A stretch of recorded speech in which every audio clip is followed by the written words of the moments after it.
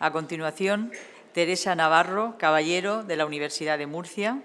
Es profesora de Derecho Administrativo, secretaria del Instituto del Agua y Medio Ambiente de la Universidad de Murcia, doctora en Derecho por la Universidad de Murcia y máster en Política Territorial y Urbanismo. Sus principales líneas de investigación son dentro del derecho de agua, dominio público hidráulico, mercados de agua, usuarios y comunidades de regantes, reutilización de aguas regeneradas, desalación, planificación hidrológica, situaciones hidrológicas extremas, inundaciones y sequía. Tiene un amplio currículum que no me voy a extender más porque tenemos escaso tiempo. Le cedo la palabra, Teresa. Muchísimas gracias, señora moderadora. Buenos días. Primeramente, quiero, lógicamente, comenzar agradeciendo a la organización de la jornada, particularmente también a mi compañera de la universidad, la profesora Gloria Alarcón, que me hayan invitado aquí a aportar un poco mi visión. Antes que nada, quiero también saludar, por supuesto, a la señora Narbona, presidenta de la Asamblea, alcaldes, autoridades, asistentes. Bien, como les decía, cuando me plantean la posibilidad de venir aquí, pues ciertamente tengo que reconocer que lo vi como un reto, porque hablar en 10 minutos de una cuestión tan importante, tan problemática. Lo primero es que agradecí que se deje de hablar también de Cataluña. Estamos, yo creo que todos, un poco hartos de hablar de siempre lo mismo cuando nos encontramos en la situación en la que nos encontramos, ¿verdad? Y que digan, bueno, que se va a hacer una conferencia abierta y en la que en 10 minutos intente dar una visión y vaya por delante, que lo que hago es, como jurista, como estudiosa del derecho, con una especial profundización en el derecho de aguas, que lo que voy a hacer es no aportar soluciones, porque lógicamente todos sabemos que una solución taumatúrgica en esta cuestión no existe, si no ya la tendríamos y la estaríamos poniendo en práctica, sino ideas y dejar claro que lo que necesitamos es una respuesta, una solución integral e integrada, combinando múltiples y diversos factores que yo creo que ya se han puesto aquí esta mañana en lo que vamos sobre el tapete. Siguiendo un poquito el precedente que ha creado el presidente del Sindicato Central, yo voy a empezar también con un poema de un poeta murciano, yo creo que todos lo conocemos, ¿verdad? Voy a recitar las primeras líneas, las primeras palabras de La cansera de Vicente Medina, incluido en su Aires murcianos, maravillosos aires murcianos, que yo creo que describe verdaderamente la situación en la que nos encontramos actualmente y que venimos padeciendo de forma cíclica, como todos sabemos, en esta región y en esta cuenca. ¿Para qué quieres que vaya? Perdón, ¿para qué quieres que vaya? Para ver 4 espigas arrollás y pegás a la tierra. Para ver los sarmientos ruines y mustios y esnúas las cepas, sin un grano d'uva, ni tampoco siquiera sombra de ella. Esto se escribió en 1898 y lo que pone es de manifiesto que es una situación, la falta de agua en el sureste español es una situación cíclica. Sequías y periodos de sequía han existido a lo largo de los años, y no solamente en España, en el sureste peninsular, en Europa también hay estudios que demuestran que, incluso que han demostrado que hay constatación histórica y científica de que, por ejemplo, en el año hidrológico 1773-1774 se produjo un acosado descenso de los ríos que llegó incluso a poder atravesarse andando el Danubio.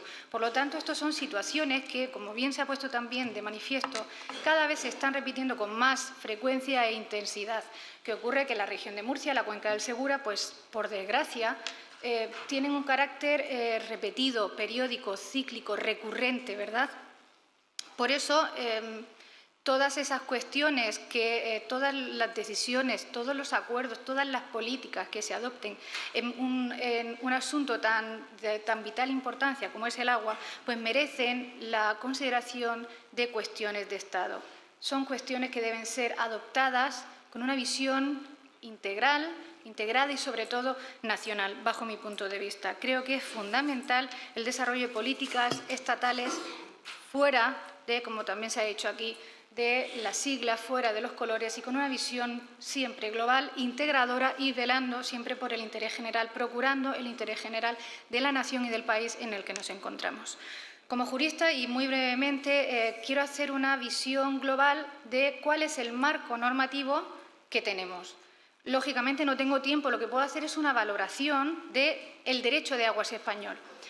Y si lo tengo que resumir en una línea, tengo que decir que el derecho de aguas, o España, cuenta con un derecho de aguas, con un marco normativo maduro en materia de aguas, maduro y estable. Maduro, pues lógicamente porque España siempre ha estado sometida, como les digo, a una serie de sequías recurrentes, intensas, que afectaban a buena parte de la población y que se convertían en un problema social. Por eso, desde muy pronto España se dotó de una ley de aguas, de un marco que con carácter integrador y general reguló las cuestiones relativas al agua. Se llamó o se le calificó el primer Código Mundial de Aguas y es nuestra Ley de Aguas de 1866.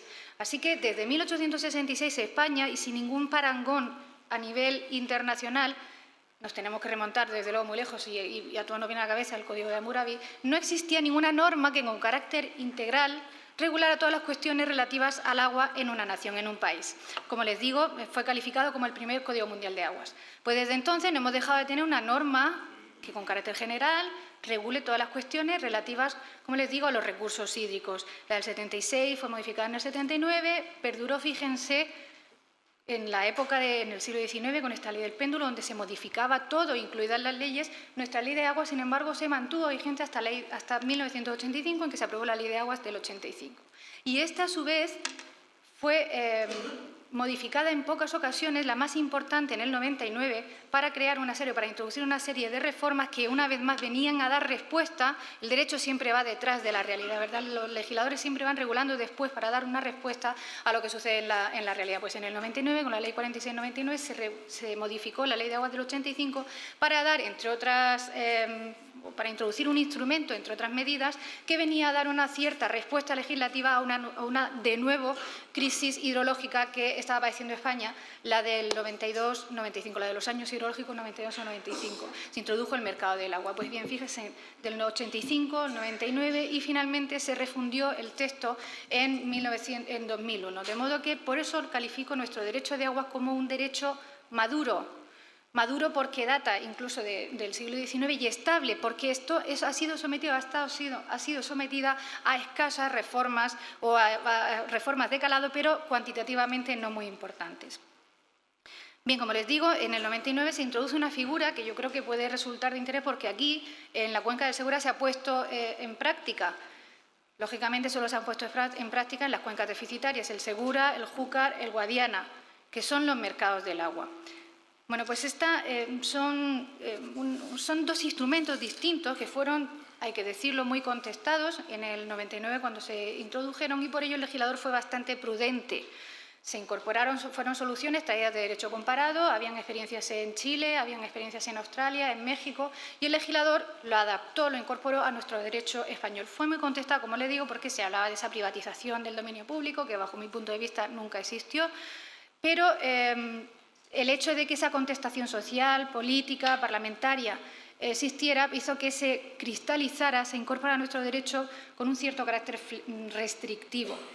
De forma que esta figura se encorsetó tanto que resultó prácticamente inutilizable y hubieron de producirse reformas vía decreto ley para que se flexibilizaran y se pudieran celebrar esos contratos que ciertamente el Sindicato Central de Regantes de Segura, la Mancomunidad de Canales Delta y Villa y algunos regantes también de Andalucía han sido prácticamente los únicos que han puesto en marcha y han utilizado. Bien, en cuanto a esta visión un poco de la evolución de nuestro derecho de aguas, si quieren en el debate podemos hablar, por ejemplo, de esta figura tan importante como es el mercado del agua. Les digo que no han habido reformas más importantes. Sí que han habido regulaciones fuera del derecho de aguas en materias tan fundamentales como, por ejemplo, la reutilización. Tenemos nuestro Real Decreto de 2007, que ha sido también novedoso y súper importante en la medida en que ahora mismo en Europa se está regulando, se está intentando aprobar una normativa en materia de reutilización y están utilizando estándares que están por encima incluso de nuestro Real Decreto. Nosotros tenemos que decir que lo tenemos regulado, estamos haciendo una reutilización con unos criterios bastante rigurosos. Bien, de modo que desde la perspectiva de la evolución de nuestro derecho de aguas o desde el análisis global, lo que me permiten en estos minutos del pronunciamiento que puedo hacer sobre el derecho de aguas que tenemos, creo que tenemos un marco normativo suficiente.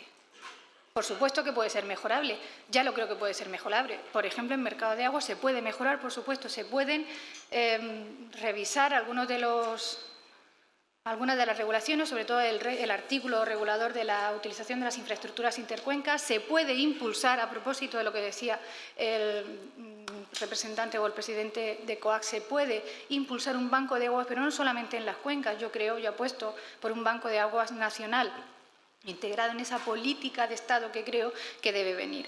Pues bien, la normativa, todo es mejorable, susceptible de mejora, pero creo que tenemos un marco suficiente para poder avanzar. ¿Dónde detecto yo, como estudiosa o una persona que sigue un poco la normativa y su aplicación, dónde denoto yo tal vez la falta? En el marco institucional, en lo que se llama la institucionalidad del agua. Necesitamos una administración que aplique sin miedo las normas, que autorice, por ejemplo, volviendo al contrato de cesión, al mercado del agua, que tal vez sea lo más novedoso y lo que está utilizándose en buena medida por las cuencas demandantes de recursos, que autoricen tiempos ágiles y sin temor los contratos de cesión que están autorizados. Entiendo el temor de los funcionarios cuando existen territorios en nuestro país que se dedican sistemáticamente a impugnar, a llenar de conflictividad judicial los contratos de cesión que se están autorizando. Por lo tanto, de hecho, el último ha sido incluso objeto, se ha llevado a Fiscalía, se ha denunciado, ¿verdad?, ante Fiscalía, y el Ministerio pues tiene que luchar, ¿verdad?, contra esta situación. De modo que, insisto, marco normativo estable, marco normativo maduro, necesidad de una administración fuerte que quiera o que aplique la norma que existen, las normas que existen, y, sobre todo, institucionalidad. Y en esa institucionalidad yo aporto la idea, una posibilidad, es crear una autoridad independiente del agua. ¿Por qué no, señores? La tenemos en otros sectores importantes de la política nacional.